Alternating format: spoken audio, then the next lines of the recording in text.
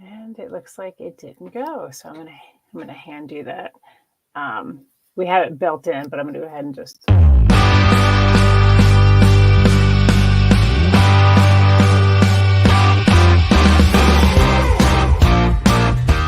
People say there is a first time for everything. A first kiss, your first car, the unrequited first love. However, what does this mean in the grand scope of things? Are firsts more monumental because they are the first, or do we get better with practice? Do we remember our firsts as more important than they actually were, holding on to that magical moment as a mark of our past and future selves? Do our firsts outshine what comes next? On A First Time for Everything, we will explore with our guests their firsts and how those impacted the seconds, thirds, and even countless times after. Is the first the best or merely the beginning? Or worse, was the first the last because it was so bad? We will dig into the recesses of our memories and consider whether or not a first was the start of something amazing or something we'd rather not remember. Come along with me, Juliet Rose, as I put our guests in the hot seat to analyze their firsts and how they defined who they became. I promise you're in for a fun, although maybe bumpy ride.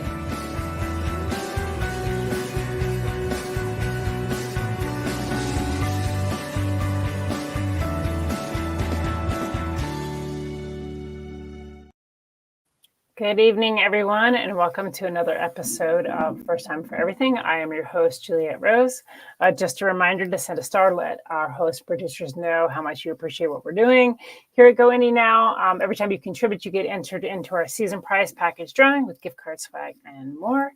Tonight, we are chatting with Jim Nettles, who I actually know. A lot of times I talk to people I have never met face-to-face, but Jim and I have crossed paths. We actually were on a panel last Saturday together at Multiverse, which was really cool. Yeah, it was fun actually getting to meet you in person after, all the virtual harassment. Yeah, we've been on a few different Go Indie Now roundtables, so we've definitely known each other through that, but to actually sit together was really neat. So why don't you tell the audience a little bit about yourself, where they can find you, and a little bit about your books. Sure. So I'm Jim Nettles. I write under a number of different names. Most everything you're going to find these days is under the nonfiction is under me. A lot of the urban fantasy, sci-fi, horror stuff is James P. McDonald. There's a whole long story behind that, and I've written under a number of other names as well. But I write fiction, nonfiction as well.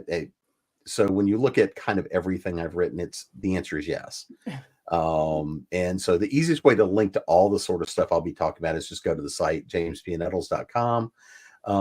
So amongst other stuff, so I've got Author Essentials Workshops company. We also do some services, but primarily that company is there to do workshops, education, publications around the business side of being a creative.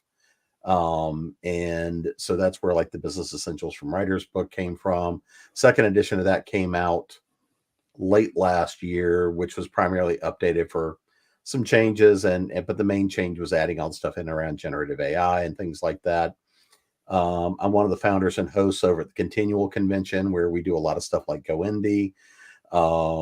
We've done a couple of thousand shows over the last 4.5 years.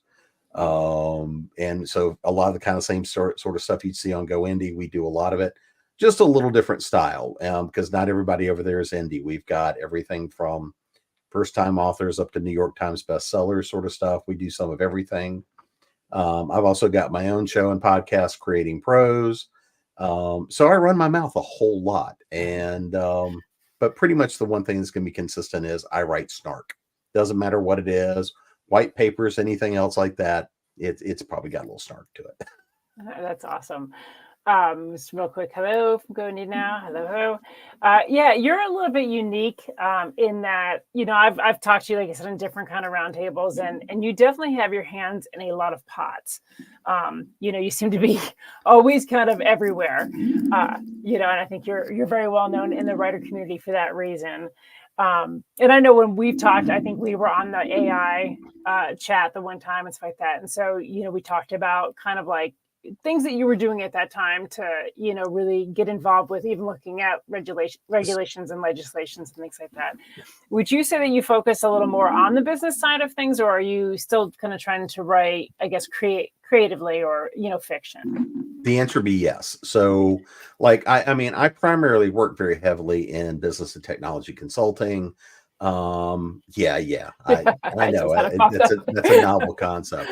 I've worked in tech and consulting and all this stuff my entire life, right?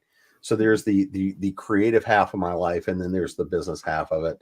I'm a partner in several different publishing organizations, both fiction and nonfiction. I've got my hands in several different software companies, technology, marketing, all sorts of stuff. So when we talk about AI, and I've spent a lot of time talking about AI, it's because I'm actually in both worlds, right? There's the part of me that, we do game development, we do some event management stuff, things like that in a company I'm a partner in. I've done work in generative AI in different ways for a long time. At the same time, I'm also over on the other side of it, which is the be aware what you're getting into and dealing with, ethical considerations, all the sort of stuff that goes on. So just even talking about that piece, I live in both of those worlds. So it's, while there would be one of those fun parts of, yes, my entire life is nothing but writing and cranking out smart assery and all the rest of this, but I literally live in both worlds. And so this is one of those things I most people do not get the fortune of being entirely as in their creative life, right? They don't get to be just a writer, just an artist, just, whatever those things are for them. And I don't know that I could do that full time anyway. I would probably go stark raving mad. Same way I can't spend all of my life just doing the tech and the business side of the world and all the things I do on that side. And like some of the clients I've worked with, one of the biggest things and teams I've built and people I work with and all this sort of stuff. If you are, one of the first things I always tell my people is, number one, I have a firm expectation. You should always be learning and you should always be teaching, right? Because it doesn't matter how early you are or what you've never done, everything else, you still have a different perspective from anyone else. Your life experiences are different. The way you look at things is different. The way you learn is different. And there may be just things that it doesn't matter how experienced somebody is or how much somebody's done. The people I know that are most successful are ones that are always in that state of continuous learning. And so I try to be that perpetual student. Now, part of that's just my weird makeup anyway. But the other thing that I have long preached is this: the most successful people I know are also have their creative outlets. That act of creativity means that you look at things a little bit differently. You are more open to different ideas, ways of looking at things, problem solving, all these kinds of things. So if you are purely trying to live in just the creative world, conversely, the problem is you often will miss mechanics of how to do that successfully. And this is where I get to be Captain Buzzkill at times. That notion that life is a matter of balance, right? If you're trying to do things professionally as a creative, then you still have to understand you're running a business. If you're trying to make money at it, you're running a business. Yes, it is my baby. I'm cradling it. I'm loving it. I'm holding it lovingly. I'm holding my book. I cranked out the door lovingly. I stroke it. I call it George, right? But at the moment that you're trying to make money, you still are going and saying, here's my product. Let me tell you what I do. And so from that perspective, I'm always kind of living in both worlds. And I think that is probably part of the reason I've been able to do some of the things I have, is I don't live entirely in just one world. Yeah. And, I write fairy books. I don't know. Yeah, I would say that, like, when I've met you or talked to you the times, one thing I'd always say is that you're very balanced. Like, you seem to have a very kind of clear way of looking at things. You don't get emotional. You don't have that knee-jerk reaction to things. And I think that is something a lot of writers struggle with, is either they love the creative side, but they don't want to do the marketing side or the business side, or they write a book and all they want to do is market that one book for 10 years and they don't go back to being creative. So how would you say you find that balance, or does it come naturally for you? Oh, it's not natural at all. It takes work both ways, right? Because it's one of the things I try to teach and preach as well is part of the nature of running a business is the act of marketing. Now, as a writer and as a storyteller, right? I do both fiction and non, right? But the main focus of being a storyteller is what's the narrative I craft. If it is about, I have managed to avoid writing anything about this election season, for which I'm kind of happy. It's also probably cost me some money, but that's a different story. But if you're in writing about space and technology and things like this, you're crafting a message and a narrative and a view of the world. If you're writing fiction and having fun with it and doing these things, you're still crafting your narrative on the world. Marketing is just a different kind of storytelling. That is true. The harder part sometimes is making sure you get the creative time to go crank out the work, right? And with my schedule for the last couple of years, it's sometimes been a little bit harder, but it's when I'm running optimally, and I will openly say I have not been. But when I'm running optimally, I get up in the mornings and I write and I get a bunch of creativity out, and that sets my day. Right. And then at night, I can sit down and crank out more and get more done. And if I've got time during the day, I can pop in and out, because if I'm running hard, I can spend 15 minutes and crank out a chunk of something. Right. So that creativity often is my stress relief. That is that's what lets me keep my insanity in check, at least a little bit. But at the same time, running Con-tinual, doing the amount of media I do, doing a lot of the other things, those things take time. They take work. And, when you're doing prep for shows, when you're doing editing, when you're doing all the other stuff nobody sees behind the scenes, that's work too. So there is a matter here of consciously deciding where you invest time.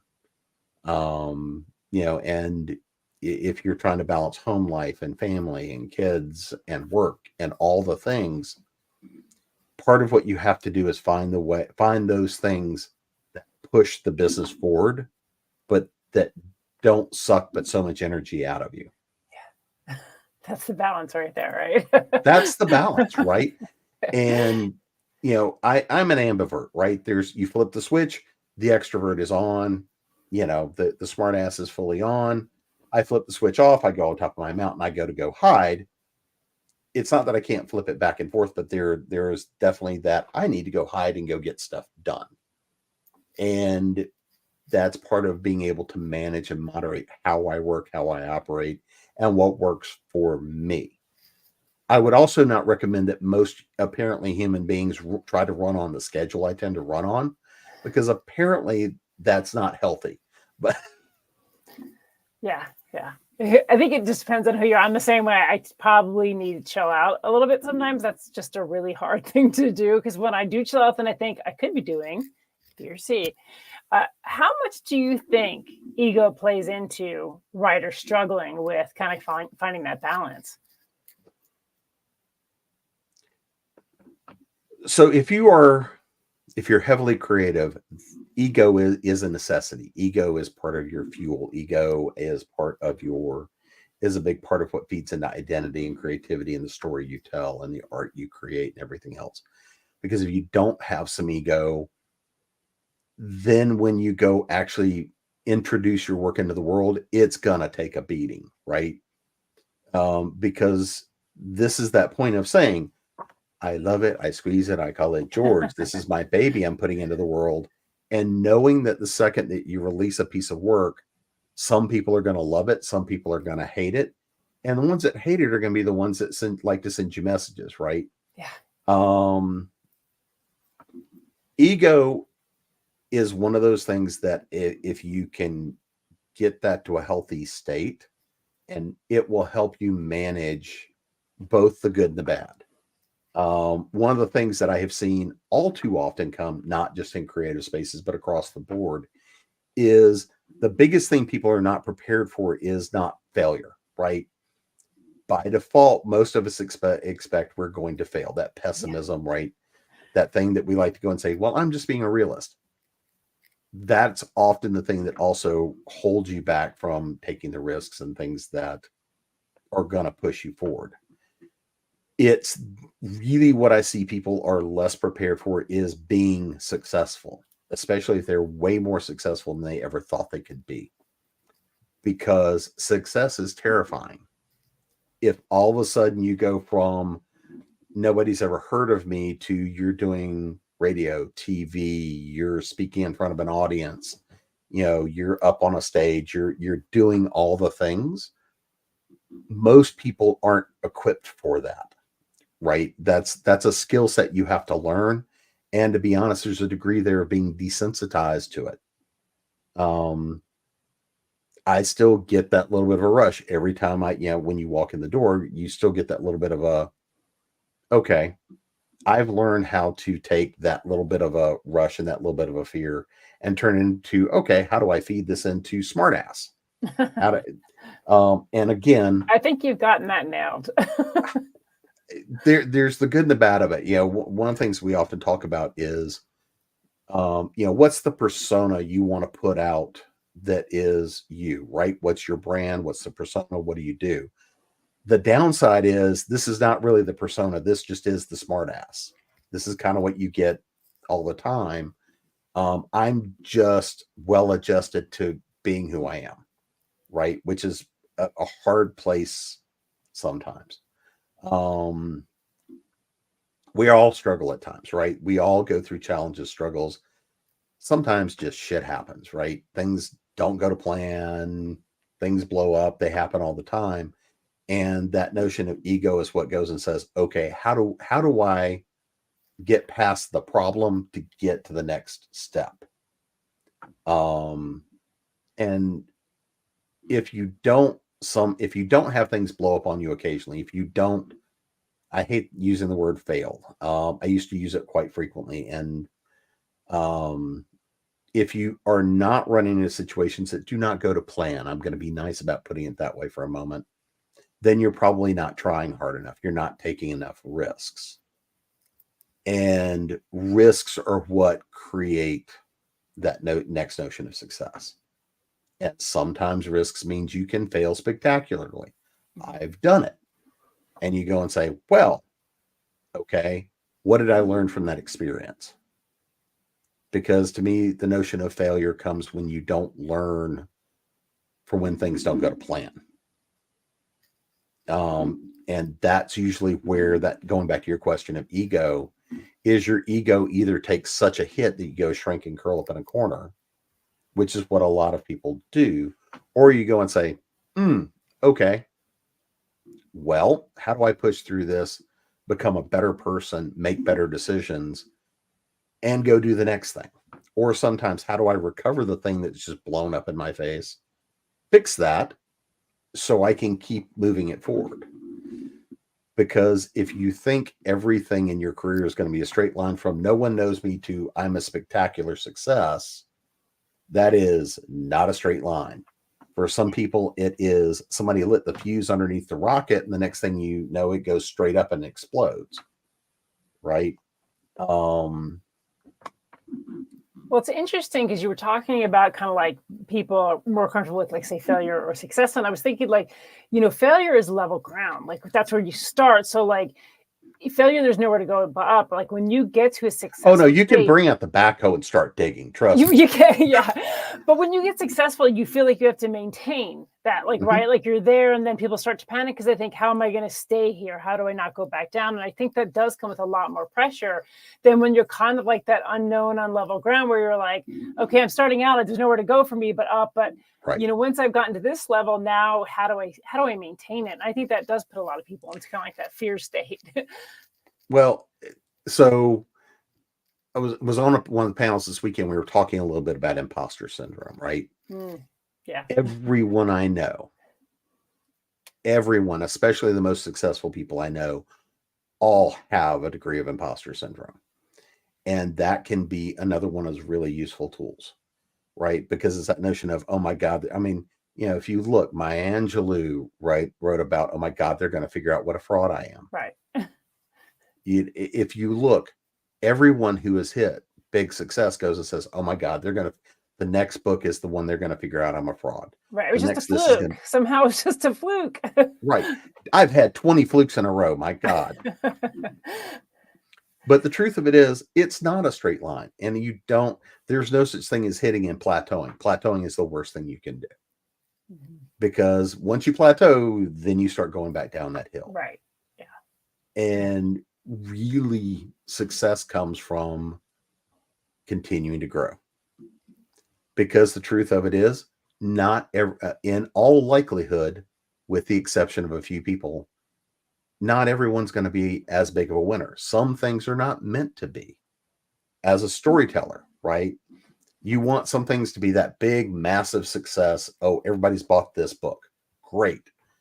But sometimes you've got that story in you want to tell that it's only meant for this little audience over here. Yeah. How do you determine success, right? And making that decision of what is success to me, and that is also on a project by project basis. That's also, maybe that's an event or whatever it is sometimes what you have to do is make that decision that success is just literally getting it out the door. Sometimes success is literally just showing up to see what happens. Yeah. Other times success is, no, I have an expectation. I need to hit these numbers. I've got this much invested in it. I'm putting this much in marketing. I'm doing this many hours of shows. I'm doing right. It's not, success is not a holistic, bam, you are a successful person. Sure. Great. But a successful person is made up of all the things they did well, all the times they got lucky, all the times they just showed up, all the things that blew up that they had to learn from, all the things that blew up that they didn't learn from. It's sometimes that childhood bully still floating around in the back of your mind that you can't get rid of. Sometimes it's something that friends or family have said to you about how hard it is. Making a living as a creative is not easy. Being an entrepreneur of any sort is not easy. And this is one of those things where usually if I'm teaching workshops a lot of the time, I will get people that give me this look of, the first thing I tell you is, well, if you're trying to make a living as a creative, you own a business, you're an entrepreneur. No, I'm not. I'm a creative. I'm a writer. I'm an artist. No, you're an entrepreneur and your product is your creativity. You are that product and everything else. That's a lot of the time what people do not want to hear. And the people that are the most successful at it are the ones that take that adaptation. Yeah, I totally agree. I think people forget that it's a business, and it's a business. I mean, it is, if you want it to be. I mean, like, ultimately, there are people that I've heard people say, I just want to write because I want to write. I don't really care what happens with it. Well, that's fine. I don't think that's the majority of people that are doing this. I think the majority of people would like to see some level of success, but that means that it's a business. So like when I sit down and I say, what am I doing today? Marketing is always a certain percentage of that because that's the business side of it. Mm-hmm. One thing I think too is you hear people say, oh, well, they hit the big time. Well, it kind of goes back to that thing where it's like, it's not like this end goal or this level you get to. It's a constant state of working towards things. And I think people forget that as well, is like, you might have one book blow up and then 5 years from now, no one's buying that book or interested in your next book, like it could be. So there's like also keeping that mindset of, I guess that's why I said, like with ego, like keeping that mindset of humility where it's like, just because you win this one doesn't mean that it's going to go on forever. You got to continue to work, continue to evolve. Do you feel like that with your work? Yeah. I mean, I always hope that the next thing I do is better than what I just did. Right. If it's not, then I didn't learn anything from that process. And that's also part of the reason that I like to write a lot of different stuff is I'm always playing and learning about what am I doing? What am I working on? Having written series, having written standalones, having written short, having written long.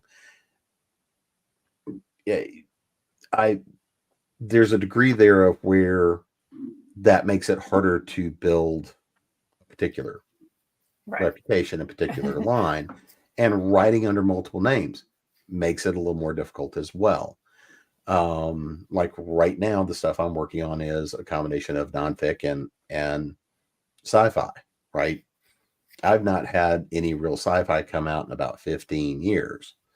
But that's where I'm back to in my cycle of what I want to be working on, instead of I need to be cranking out some more stuff in those series.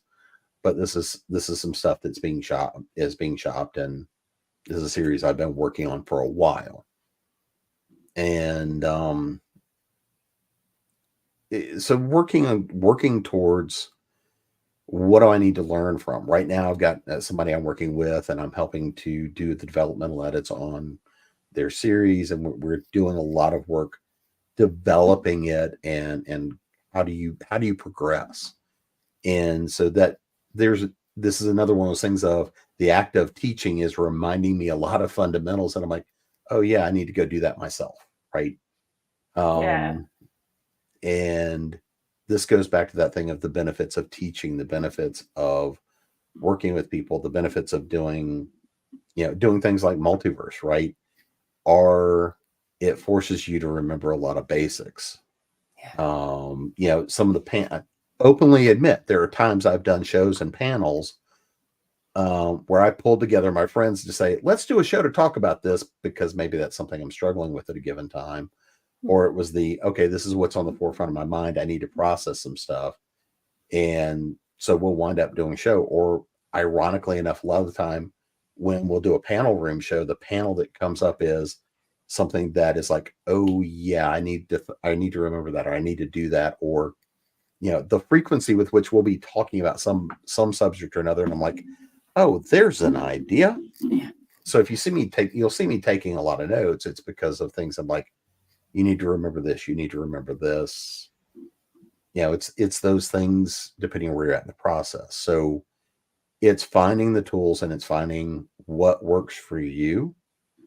Again, I probably would not recommend most human beings try to run on my schedule, because apparently it's not, but again, it's a schedule. It's what keeps me running and moving, but not it's finding the thing that works for you. Right. Yeah. Well, I like that you said that you're always learning, because one thing that I've seen in the author world and in any creative thing is that somebody does have a measure of success, and all of a sudden in their mind, they're an expert that doesn't really need to learn anything. And then they want to teach other people. Meanwhile, they actually have a lot more to learn. So I do I have that mindset. I'm constantly in that. I'd almost rather learn than teach, honestly. Like, I just love the process of learning and absorbing. And I like when people give me an idea that maybe proves me wrong, or proves something I thought wrong, or kind of helps me evolve an idea to a greater idea. But I do feel like we see it a lot of times where people are like, well, I've gotten one successful book, or a published couple books, so now I'm going to teach everybody how to do it. But they refuse to kind of learn. So I know that you do both. You're learning and you're teaching. And how do you kind of find that balance in teaching where you're still always learning? I come from both on one side of my family is all small business, right? So there's a lot of I grew up that way. The other side of my family is teachers, educators. Nice. My mother was an English teacher. My grandparents were both teachers. And so that lineage goes back. And one of the things that I have found is that I'll go back to a couple of workshops I did at DragonCon this year. I did some of the business creatives workshops at Dragon this year. Is people will ask if unless somebody comes up with at least one question that I have no idea about, I'm always a little disappointed. Because there's always the thing where somebody's gotten interested or dug into some rabbit hole somewhere. It's like, damned if I know, let me go find that out. Right. You cannot know everything. And to your point, because I've been on stage with a lot of people like, oh no, this is, I've done X and this is the only way that it works. Right. And I've sat there and gone, really? This is when the snark comes out. One of the things that people have to learn, and this is one of those hard pieces, hard lessons. What worked for you is likely not going to work for anyone else, not that exact way. The reason being, they weren't on the same journey. One of the pieces that took me a long time to learn, and I'll openly admit this, is luck often just comes from the fact of showing up. It's that, I've heard people go, oh, well, you've been lucky in this way, or you've been fortunate, you've been privileged. No, I went out and did the work and I showed up. Right. And some of that comes from experience, but experience comes from going and doing. Yeah. And we all start at a point where we have no idea what the hell we're doing. And you just have to try some things to see what happens. And one of the biggest things that we can all do, no matter what you're doing, is what's the community you create around yourself. So the entire reason that Business Essentials book exists, I was at a show years and years ago, and a writer I know really well now asked a question, and I said, oh yeah, that's easy. And I went and started laying it out, and she looked at me and was like, darling, all of that sounded really important, and I have no idea what the hell you just said. And as I was doing a lot of stuff in the entrepreneurial space and whatnot, I started writing the articles and rewriting them for the writer community. And I was at a different show and was sitting with Dr. Ben Bova. First time I'd ever met him. And I was talking to him about some stuff we were doing with the project. He goes, when are you turning that into a book? I said, well, funny you mentioned that. And so that there was a number of things that all progressed to the point of people helped me to hammer that down to where it was a collective mass of all the stuff that I've started with. But there were also people that are at varying degrees in the industry to help me refine this down to something that anybody could pick up and use and get something out of it. And that was my goal. And I'm working on the second, kind of an intermediate level of that book. And it's sitting here, and I'm kind of going through that process of hammering it through and what's going to go into it. But that is a big part of it, is who's the community of people you surround yourself with, because they're the ones that can help you keep your ego in check. They're the ones that can help you know, what are you missing? Because a lot of, there's no way for one person to stay on top of everything. Yeah. That's why you get into the communities and have conversations, and you keep everybody in the loop. Everybody sort of keeps everybody in the loop.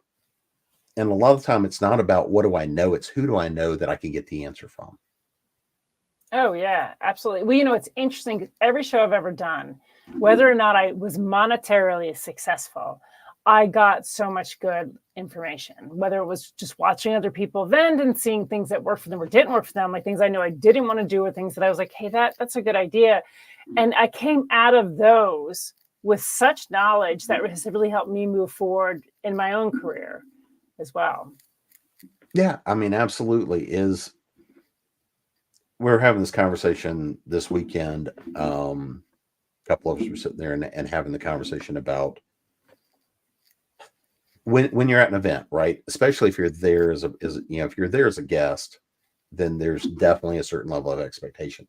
But even if you're not, but you have any intention of having a career, from the moment you show up until the moment you leave, you are on stage. You are, you're doing you. Again, I kind of have to apologize for the smart ass I am, but at the same time, there's that degree of knowing who you are, figuring out who that person is, and knowing who you can surround yourself with, but also knowing how to operate in that space, and knowing sometimes when it's I need to go take a breather and get away from people. I need to prep for something. I need to do whatever you need to do. So a show like Multiverse, you're not going to go in and make a bunch of money. Right. But it's a good place to meet and sit and socialize and connect with your friends and connect with your community. I always love hanging out with Joe. We spent a bunch of time together at Dragon Con this year. We got to spend some time together this weekend, all this kind of stuff. And friends like that to actually sit down and go to dinner and just sit around and even sometimes just be stupid together, right? Are part of the reason for doing these kinds of events is to help renew and keep those friendships strong. Versus a Dragon Con is dead on. That is running wide open. That is 100% being there. Yeah, I have fun. But that's 100% about the business from the moment my happy ass hits the floor till the moment I get home and pass out for 3 days. I've never done Dragon Con, so like I've heard about it, but I'm not like I've done other cons, but that's one I'm not really familiar with it. But I've heard it's kind of like balls to the wall the whole time. It is. And so getting to know which ones you're doing and where you're doing it and what you're doing, all of that feeds into you, brand, connections. How do you take advantage of that? And one of the things that you really do get to learn and build over time is you build your community of people, right? Yeah. You build the people that you want to spend time with, that you're close with, but you also figure out those people you get to see and network with and hang out and figure out of those people who are the ones you want to spend more time with and who do you not. Yeah. There's that too. Yeah.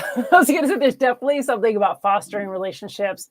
Done enough events now where it's like they're all like that. Like there's just getting that opportunity to meet other like-minded people and you support each other. But there are always, I would say, people that are there. And the reason I don't want to spend time with them is because they are very much driven to only supporting themselves in that environment. And I'm like, yeah, I don't really want to have to do with that. So I think though there's such a positive aspect of fostering relationships, and like those relationships are connections that help. And I say this again from Multiverse last year, which was one of my first cons that I did to Multiverse this year. What I learned was, those connections I made last year, and I'm shy, I'm introverted, especially if I don't know people. So I really stood off by myself a lot last year.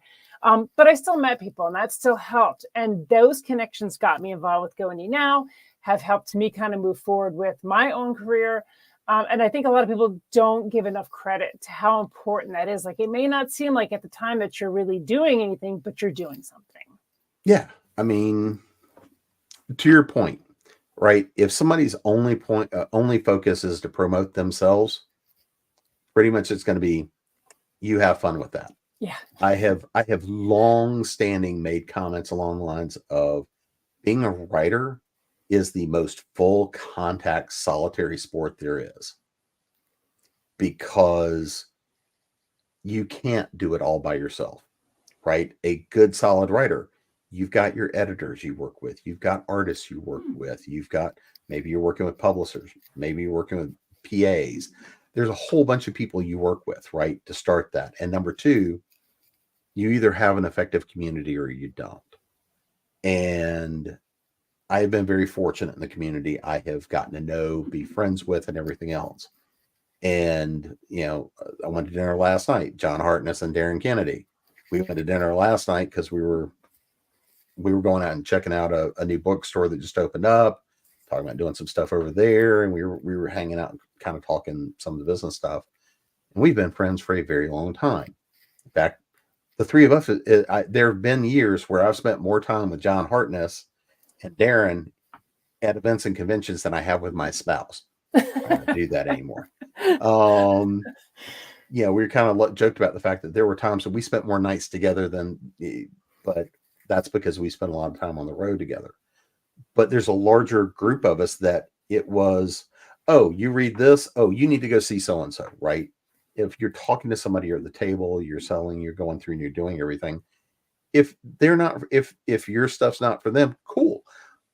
But know who to send them to, right? If you're only in on who you are, then everybody knows that too. And I again, a lot of the time, readers that come in, I mean, with some of the bigger shows and things like that I do, the fact that you can go and say, oh, yeah, you like so-and-so, you need to go see so-and-so over here. Or, and yes, it's all reciprocal. And part of that comes from the number of shows we've done together for a long time. We all know each other. We all know each other's works. We know styles. We know all of this, right? And it's, you need to go see so-and-so. Or here's what I've got. Or it's Oh, you like that? Great. I can tell you what I've got. I don't have that, but I'll tell you what I've got. But you need to go see so and so. Exactly. Yeah. That's one of the first things when I go to shows is I just kind of walk around and see what people have, because I don't write fantasy. So like if somebody wants fantasy, I'll be like, okay, that person over there has fantasy. But I actually have a funny John Harness story I wanted to just mention since you brought him up. I was doing an event, and I won't say where, and I won't say because I don't want to give away the other author, but there was an event and John happened to be there at that event too. And there was this author that was driving the rest of us crazy because he literally, if somebody was trying to talk to us, he would yell at them to try to get them over to his table. Every time somebody walked through, he'd be like, do you like science fiction? To try to get them to his table. Well, John came through and he was just walking around, and the guy didn't know who John was, and he did it to John. And John just stopped and he walked over, picked up the guy's book and just started setting him straight. I'll just put it that way. He was just like, and that definitely toned that guy down for the rest of the show. So we were all like, yeah, you know. Well, as I pull the earbud out so I can't hear anything. There we go. All right, now I'm back. Yeah, John. We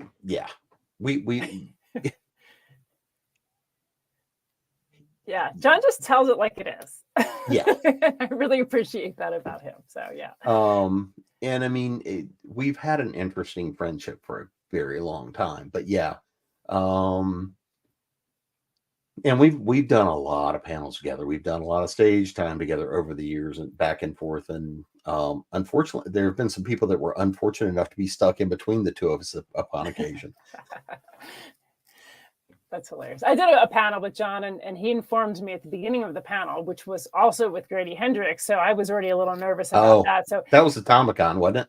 Yeah. So we were on a panel, and then there was another author, B.L. Brown, and it was the four of us. And we walk in, and John turns to me and goes, you're going to be the moderator for this, right? Which, I had not signed on for. I was not expecting.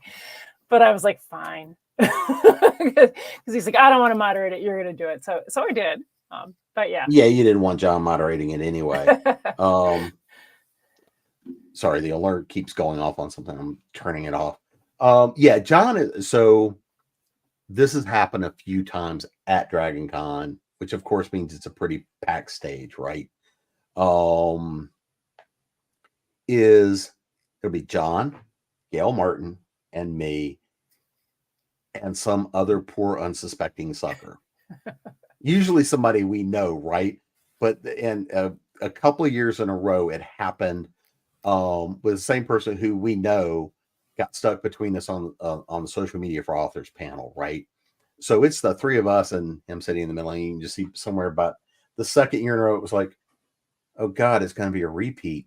And I mean, when we have people bringing us in alcoholic ice cream, and, started off in midday, you can just sort of look and go, oh, this is going to be interesting. And again, this goes back to that nature of who do you know, what are the relationships you build, and how do you become part of a community? And one of the things you can see is I've been on panels with people that at conventions, big and small, where sometimes they are that thing of, I'm going to poach you. I had it happen to me in a booth not long ago that I was only doing a signing for a little bit of time, and somebody wanted to poach everybody coming through. And I finally was like, I got a panel to go do. I'll just, and I had a conversation with the person that was running the bookshop and the booth and everything else. And, but I was like, yeah, this is not working for me. And I've done panels with people before that were I'm the hot property right now. Great. Next year, you have no idea who the hell they are. Right. They did a little bit and their career went bloop.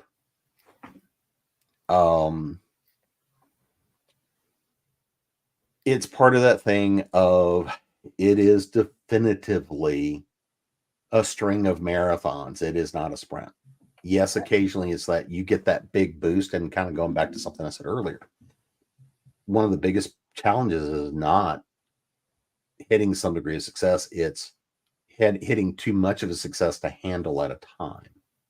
And people, then you get the ego, you get you start writing that high and you think all of a sudden, well, I'm now at the top of the list. I have No, you really aren't. arrived. That list is a very short list, and I assure you, you're a long way. You just got to the next rung of the ladder. Yep. And the next, and the next, and the next.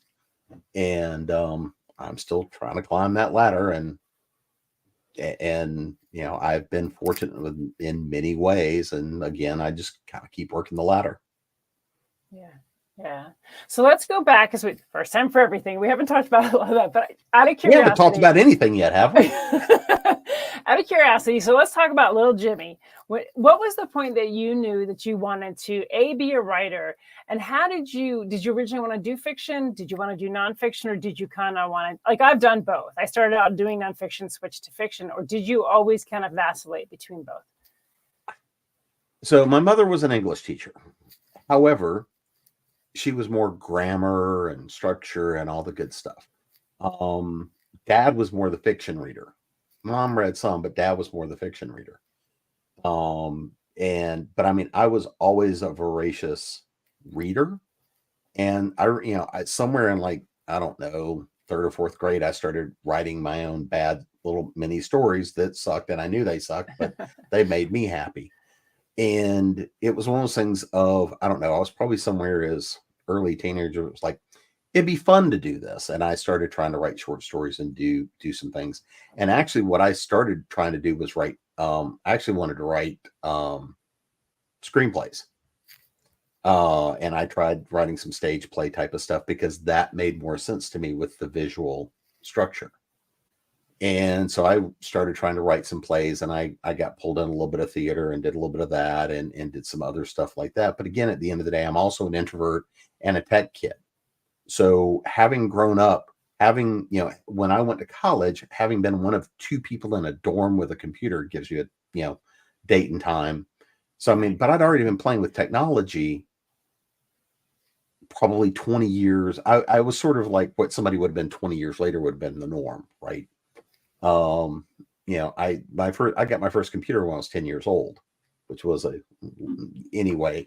Yeah. And so there was kind of that both of, because I grew up around a lot of business and politics and everything else, I was put in positions where I was frequently around a lot of people and a lot of adults. My mother thought it would be good if I was part of a stage production for a period of time until they figured out I could not sing. And at the time, at least, I just horrible stage fright. And no rhythm, no nothing. But yes, I've got stuck into being part of this performance group. And I was like, yeah, this is not working for me. But there were benefits to that because I was also not smart enough to go and say, this is not working for me. It was like, okay, well, I'll figure it out. And because there was still that notion of, well, if I bang my head against the wall long enough, I'll figure it out. And I was in high school and was working some for the paper and the yearbook, and I was a photographer. And for a long time, pictures were that storytelling medium for me. And I was still trying to write stories and stuff, and they sucked. And, you do all the things that you do, but that was my way of processing things in many ways. Was storytelling became my way of processing and playing with ideas and playing with everything else. And I went to college, and my freshman year, a friend of mine was like, and I mean, there's a freshman, I'm 17 years old, running around, and a friend of mine was like, hey, we need somebody to go grab pictures. Can you do this for the paper? And I was like, okay, sure. Why not? So I went, because I got roped in. This is like in the first week of classes because somebody caught me with a camera and I was just out doing something. This is back in the days of film, that's that hard stuff that you used to have to actually load, and you couldn't take 8 billion pictures and see what it looked like, right? And they were like, hey, do you want to be a photographer for the paper? Sure. Well, then they figured out I could also write, because I went and looked at somebody's story and I was like, this story sucked, and I started editing it, and they were like, so in other words, you need to be writing as well. And then I wound up with press pass and doing a whole bunch of stuff. And so the first stuff I actually got paid for was freelancing nonfiction, because I was frequently writing stuff at the school paper and we had a bunch of stuff going on. But I also then started covering concerts and space and politics and all sorts of stuff. So I got to where I was writing and getting published for the state paper and some other things like that as well at the same time, which was kind of cool as a student, right? Because again, I wasn't smart enough to realize that that was kind of an uphill battle. And it was like, oh, okay, well, here you go. You want it? Great. If not. And in college, I started writing short stories again because I took a class, a writing class, and teacher was like, actually, these are pretty good. A couple of things got picked up and dropped in some anthologies and a couple of things. And I pushed that for a while. And, but most everything I did was still most everything was published was nonfic. And then I kept writing, and, again, this is early 90s now. We're into this phase of I was starting to work and was getting some stuff published, some small short stuff and things like this. And started shopping a couple of novels, some of the first novels and things I wrote that sucked horribly, and was shopping those, and those weren't going, but I was getting some shorter work and stuff sold. And at the time I was also traveling 48 weeks a year. And then it just sort of got to a point of, because I mean, again, there's nothing for story fodder like living in airports and hotels and, just traveling and all that sort of stuff. But I got off the road. I was still writing because that was, again, my way of processing stuff. And I got back into studying writing and structure and things like that pretty heavily, and started shopping a few things. And I had a publisher get interested in some stuff. And it was like, oh, okay, so maybe I can get back into this game a little bit. And then self-publishing stuff started coming online. And I was playing with a few little things. And so that's how I kind of came back into it, had a couple of things sell. Yeah. So what was your first book that you put out? The first full novel that got bought and then wound up coming back and getting published was book one of that Home Summonings that's sitting there at the bottom corner. Okay. I'd had some novelette and novella type link stuff published. I'd had a bunch of short stuff published. The first long novel was the first book in that series. And now what genre is that? Urban fantasy. Okay. Yeah, it's urban fantasy. I frequently refer to it if Harry Dresden was thrown in the world of American Gods on a really bad day, and it's Okay. going downhill. And that's kind of the setup for that one. Very cool. Very cool. And how many? So at this point, and you can include anthologies, whatever. How many books do you have? Over time, it's been published. I've probably been in about 30. All right. Very cool. Yeah. And then if you include nonfiction and some other stuff, it's more than that. But in terms of fiction, about 30 between anthologies and everything else.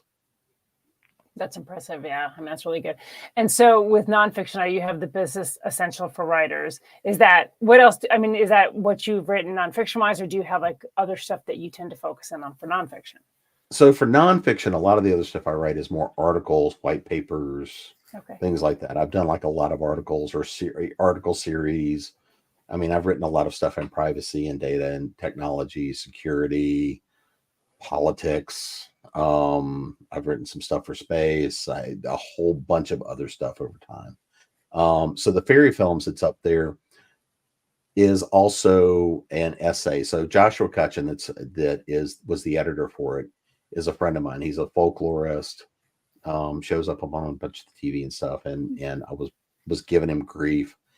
And he says, hey, do you want to send me a piece for this? And I said, sure. What's the pitch for it? And he goes, well, it's about fairy folklore in film in non-traditional ways. And I'm like, oh, okay, cool. What do you want? He says, send me something different. He says, I've already got Dark Crystal. I've already got Labyrinth. He's like, I've already got a lot of the stuff you would think of. And he says, so send me something. And, this is about the time that the pandemic started, when this conversation started. And so I went down to the film cabinet and I was like, all right, what are some of the favorite films that I can take and play with? And I was like, oh, well, here's Time Bandits. And yeah, I started pulling stuff out like that. And then I pulled off the top of it the 1984 version of Dune, right? The David Lynch version. Yep. Seen it, yeah.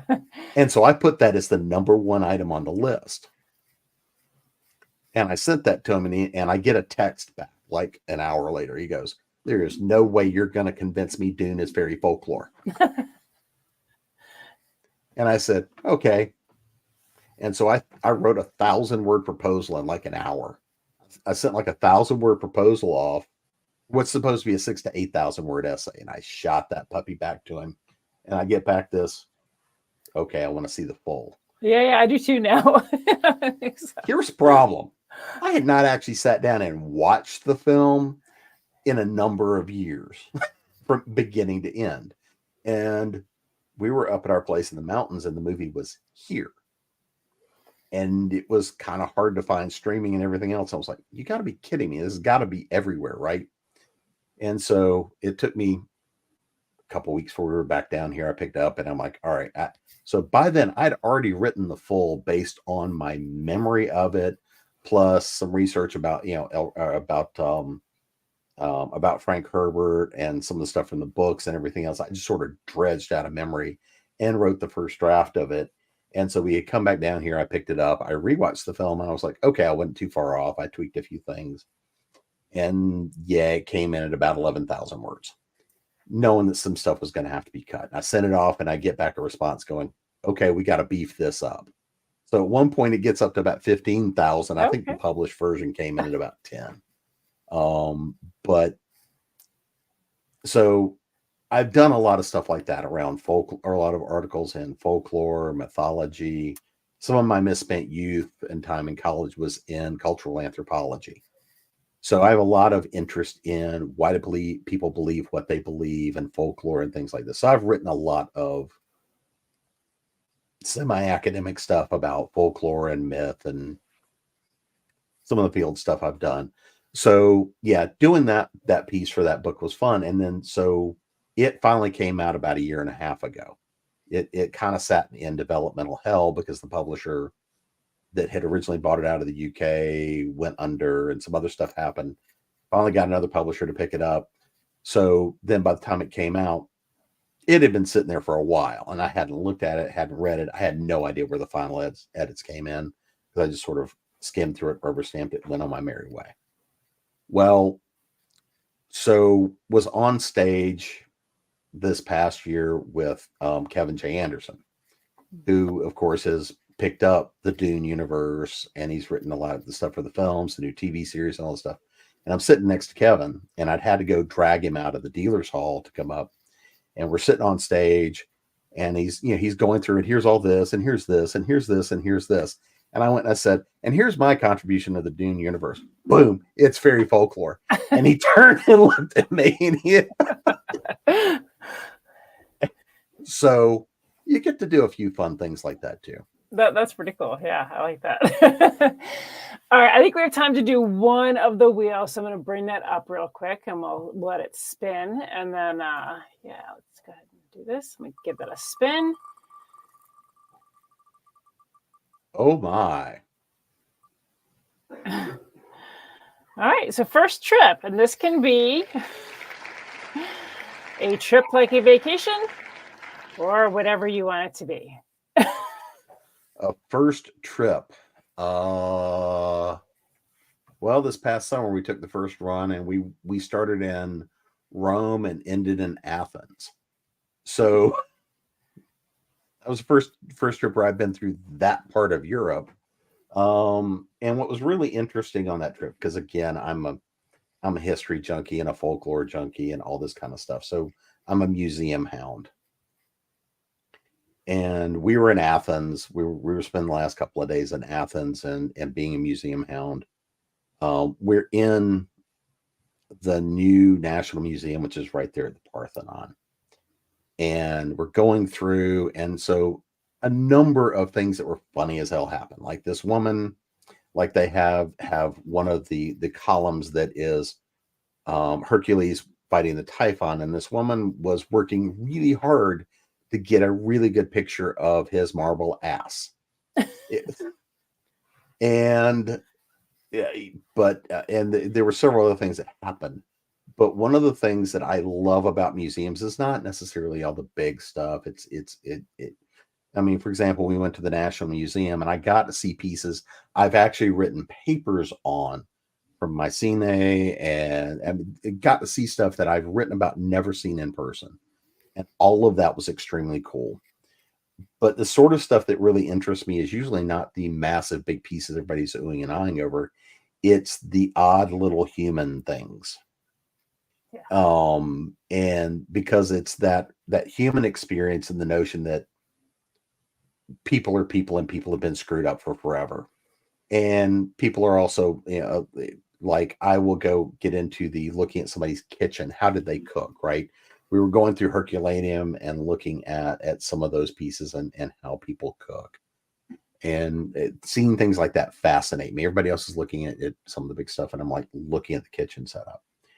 And so we're in the new museum and going over, and they've removed a frieze that's, yay big. And the description in it was funny because it was a gladiator. And it was a gladiator, and it had the name down the bottom of so-and-so is handsome. And it even wrote it in the description that somebody a couple of thousand years ago had gone and struck through the one name and written their own across the top of it. And things like that are part of the just joy about going through museums, are seeing these little things of, people are just people. It doesn't matter when, it doesn't matter where, it doesn't matter why. Yeah.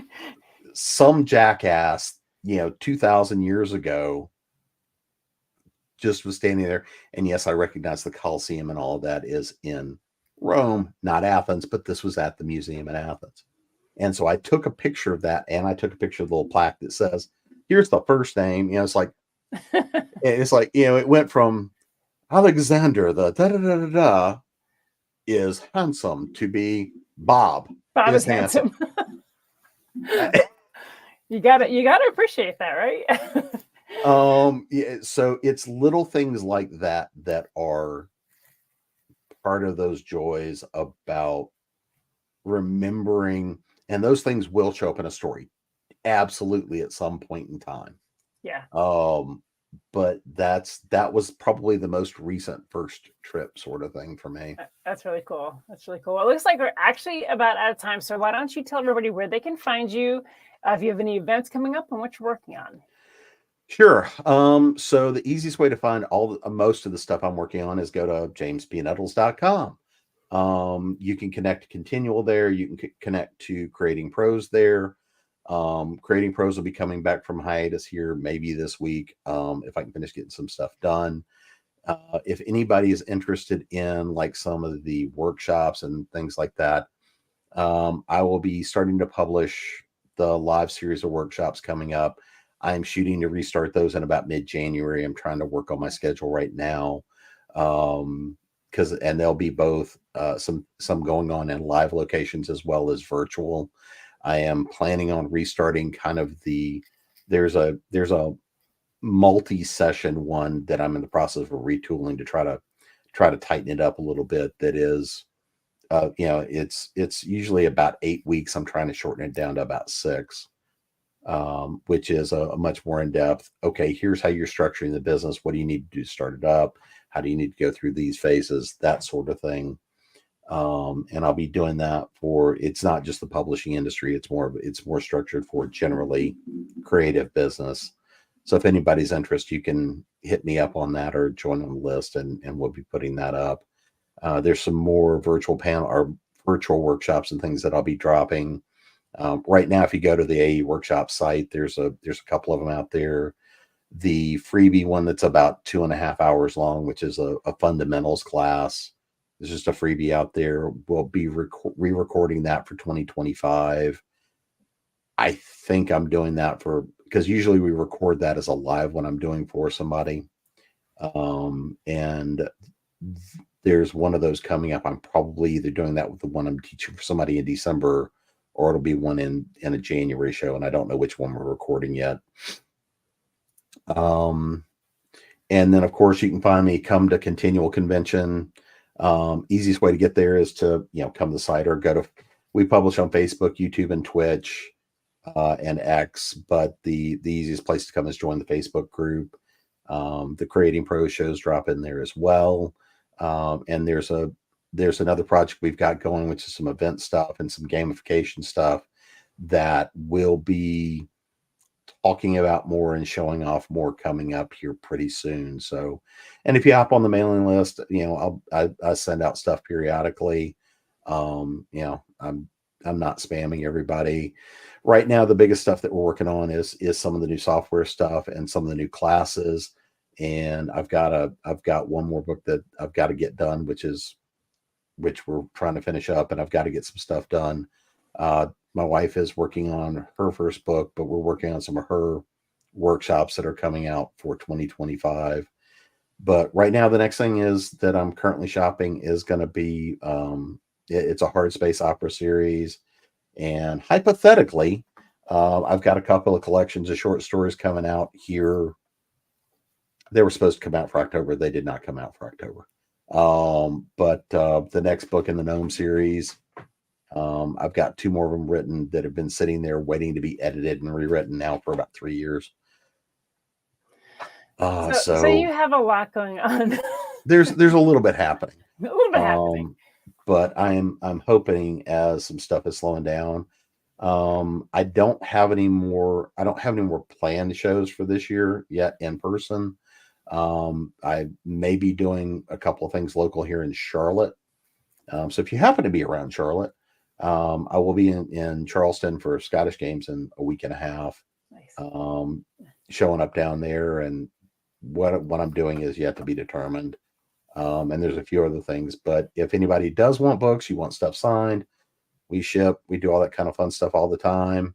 And occasionally I'm actually slightly more coherent than having done about at this point 14-hour day. But so yeah. Awesome. Well, again, we really appreciate you having you on. It's been a great chat. I knew this was going to be probably run over in time, just because I know you've met me before. You want me to run on time? Well, and it was good. It was good to get to see you and hang out a bit again at Multi. Yeah, it definitely was. So, and hopefully it won't be a year again. Hopefully not. I'm sure we'll cross paths somewhere at some point. At least virtually, I'm sure we will. So yeah. Somewhere, sometime. Yeah. I'm working on next year's show schedule. Right now I don't have anything in person until March. I